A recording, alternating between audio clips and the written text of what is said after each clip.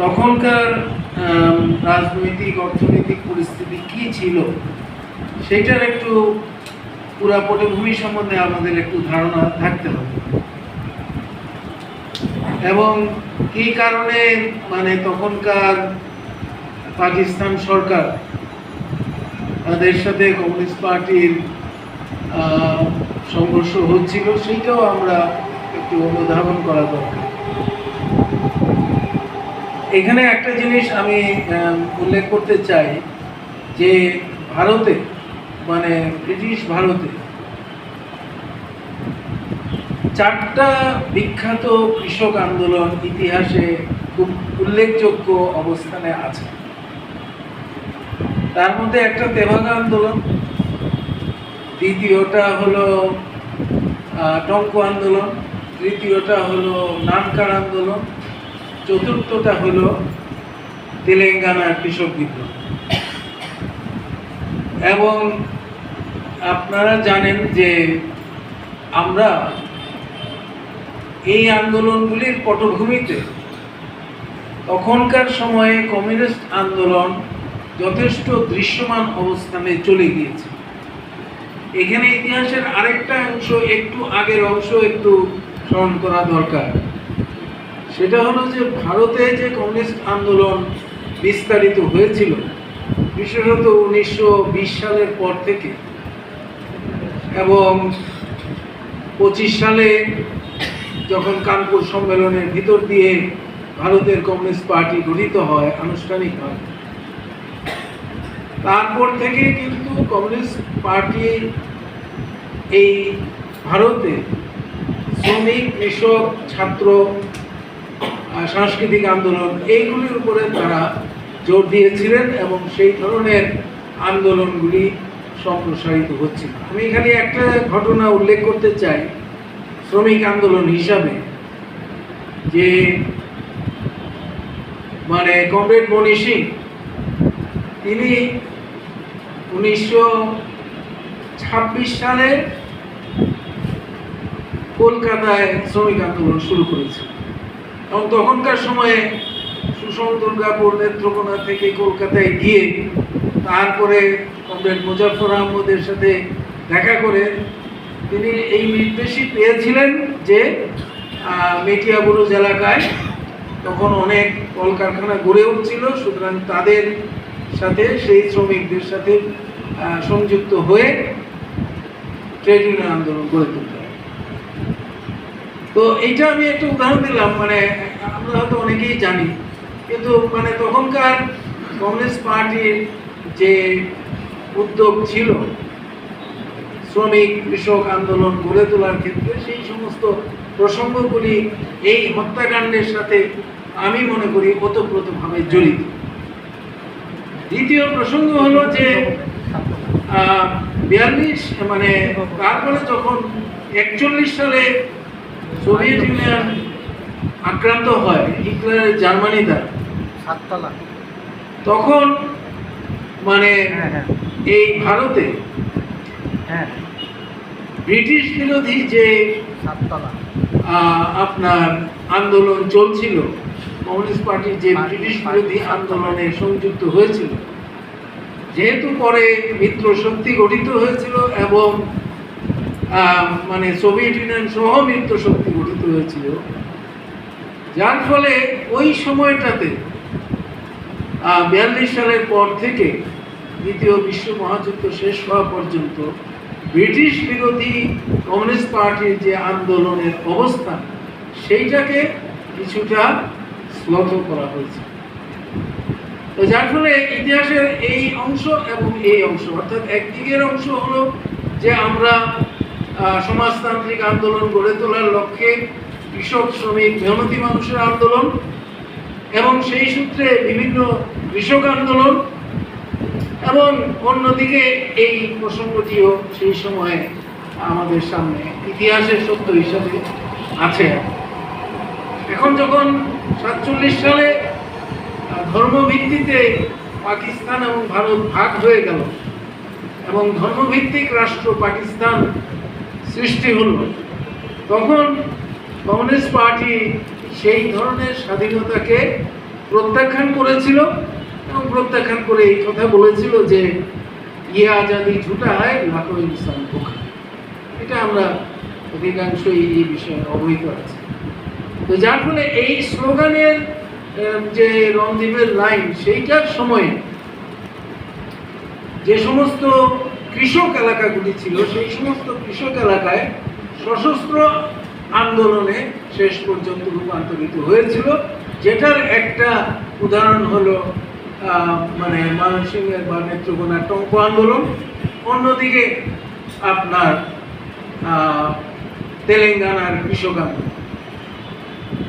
এখন এই সময়ের ফলে যখন বিভক্ত হয়ে গেল, কমিউনিস্ট পার্টি প্রায় 12,000 সদস্য ছিল শুধু পূর্ব বাংলা, এবং এই মানে বিভক্তির ফলে একটা ব্যাপক সংখ্যক কংগ্রেস পার্টির সদস্য তারা এই পূর্ব বাংলা ছেড়ে পশ্চিম বাংলায় চলে যায়।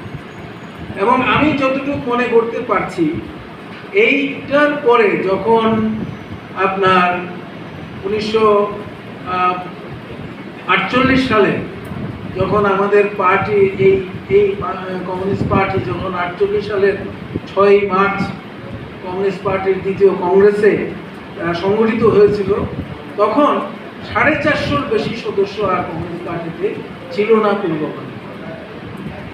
সুতরাং একদিকে এই ধরনের মানে আপনার কৃষক শ্রমিক আন্দোলনের পটভূমি, অন্যদিকে দেশ বিভক্তি পার্টির উপরে মারাত্মক আঘাত নিয়ে এসেছিল সাংগঠনিকভাবে, এবং অনেক পাকিস্তান যেহেতু হয়েছিল, পাকিস্তানের ভিত্তি হলো ধর্মভিত্তিক রাষ্ট্র এবং কমিউনিস্ট পার্টি সেটাকে বিরোধিতা করেছে।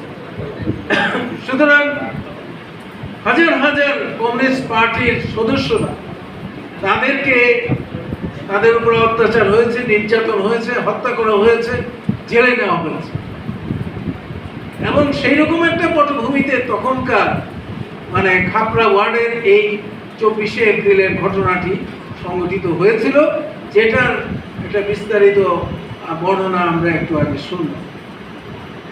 এখন সেই পরিপ্রেক্ষিতে পাকিস্তান সরকারের এই অবস্থান ছিল যে যে কোনোভাবেই হোক কমিউনিস্ট পার্টিকে দমন করতে হবে, সমাজতান্ত্রিক আন্দোলন দমন করতে হবে, এবং সেইটার জন্য যে কোনো ধরনের অত্যাচারী পদ্ধতি প্রয়োগ করা সম্ভব।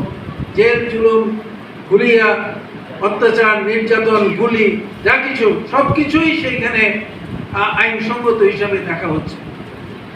সুতরাং এইরকম একটা পটভূমিতে এই ঘটনা ঘটেছে আজকে থেকে 75 বছর আগে। এবং সেই সময়ে যারা মানে ওইখানে যে আপনার 2500-এর মতো আপনার তখন জেলবন্দি ছিল রাজশাহী জেলে, এবং সেইটা তার ভিতরে আমি যতটুকু দেখলাম 1000-এরও বেশি বন্দি তারা এই ধরনের অনশনে সামিল হয়েছিলেন, রাজনৈতিক বন্দীদের আবেদনে বা উদ্যোগে, বা যে ধরনের অত্যাচারের কথা এখানে আমরা শুনলাম সেই অত্যাচারের বিরুদ্ধে তারা প্রতিরোধ গড়ে তুলেছিলেন। সুতরাং সেই অনশন প্রক্রিয়া এবং সেই অনশনের ভিত্তিতে যে প্রতিভা, সেইটাকে চরমভাবে তখনকার নুরুল আমিন সরকারের প্রশাসন দমন করতে গিয়েছে, যার ফলে এই 7 জন কমরেড তারা সেইখানে মৃত্যুবরণ করেন এবং আরও 32 জন সেইখানে আহত হয়েছিল। আমার একটা ব্যক্তিগত অভিজ্ঞতা আছে, ব্যক্তিগত স্মৃতি এখানে উল্লেখ করা হয়েছে। আমার মামা প্রিয়ব্রত দাস তখন ওই খাপড়া ওয়ার্ডে বন্দী ছিলেন এবং তিনি গুলি খেয়েছিলেন, তাকে পরে হাসপাতালে ভর্তি করা হয়েছে। ছোটবেলায় মামা তার পুরোটা আমাকে অনেকবারই দেখিয়েছে, বিশাল একটা ডিপ আপনার কালো দাগ যেখানে গুলিটা লেগেছে, যার ফলে ওইটা কত দীর্ঘ আলোচনা, বিস্তারিত আলোচনা আমার মামার কাছ থেকে আমি শুনি নাই, কিন্তু এটা ছিল এবং ছোটবেলায় সেটা আমাকে তিনি জানিয়েছিলেন বা বলেছিলেন, কারণ ওই মামার বাড়িতে আমাকে দীর্ঘদিন থাকতে হয়েছিল, ঠিক যেহেতু পাকিস্তানে তখন আর থাকার সুযোগ ছিল না।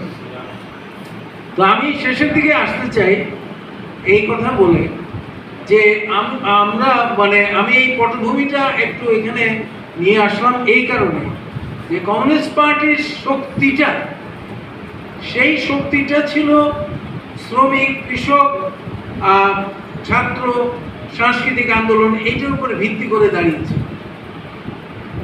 এবং সেইটার জন্য ব্যাপক পরিশ্রম তখন কমিউনিস্ট পার্টি এবং তার গণসংগঠনগুলি করেছে, যেটার ফলে কমিউনিস্ট পার্টির সদস্যদের ভিতরে সেই ধরনের একটা আকাঙ্ক্ষা ছিল যে আমরা এই যে পাকিস্তান সৃষ্টি হয়েছে একটা কৃত্রিম রাষ্ট্র, সেই কৃত্রিম রাষ্ট্র ভেঙে ফেলতে হবে, সেই কৃত্রিম রাষ্ট্র উচ্ছেদ করে ফেলতে হবে।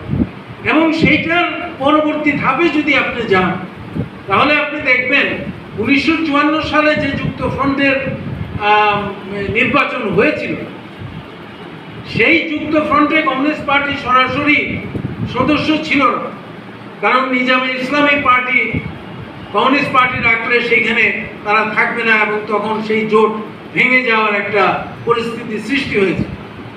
তখন কমিউনিস্ট পার্টি এই সিদ্ধান্ত নিয়েছিল যে আমরা থাকবো না, কিন্তু মুসলিম লীগকে পরাজিত করতে হবে,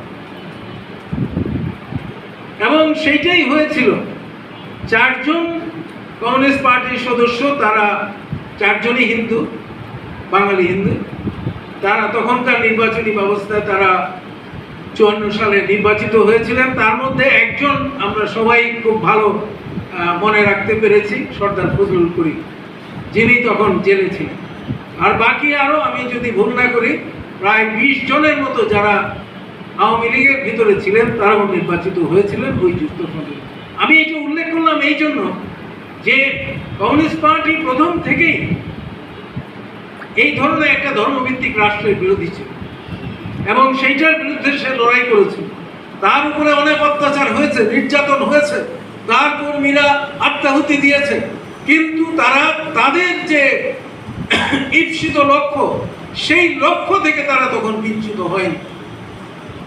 সেইটাই এই কমিউনিস্ট পার্টির তখনকার প্রাণ। এবং আজকের সময়ে যদি আমরা সেই প্রাণকে আবার পুনরুজ্জীবিত করতে চাই, তাহলে তখনকার সময়ে ধ্রুপদী অর্থে, তখনকার সময়ে তারা যেভাবে শ্রমিক, কৃষক, মেহনতি মানুষের আন্দোলনের সাথে নিজেদেরকে জড়িয়ে ফেলেছিলেন, সম্পৃক্ত করেছিলেন, এবং জেলে গিয়েও সেইটা তারা ভুলে যান নাই, জেলে গিয়েও সেই আন্দোলনের ভিতরে তারা নিজেদেরকে জড়িয়েছিলেন, এবং যেটা পটভূমিতে, যেটার প্রেক্ষিতে এই ধরনের একটা ম্যাসাকার সেই দিন 24শে এপ্রিল 1950-এ আমরা দেখতে পাই। সুতরাং আজকের সময়ে যে ওইটা আমি আলোচনা যে করছি, সেই আলোচনাটার একটা অংশ হয়তো হতে পারে যে আমরা গবেষণা করতে চাই, ওই সময়কার পরিস্থিতি বুঝতে চাই, ওই সময় সমাজ বুঝতে চাই, ওই সময়ের পার্টির ভিতরের বিভিন্ন ডিনামিক্স বুঝতে চাই, সেটা ঠিক আছে। কিন্তু আমি মোটা দাগে এইটা বুঝতে চাই যে ওই সময়ে কমিউনিস্ট পার্টি সাধারণ মানুষের ভিতরে যেভাবে সম্পৃক্ত হয়ে সাধারণ মেহনতি মানুষের আন্দোলনকে যেভাবে অগ্রসর করতে পেরেছিল এবং পুঁজিবাদী ব্যবস্থাকে উচ্ছেদ করে একটা সমাজ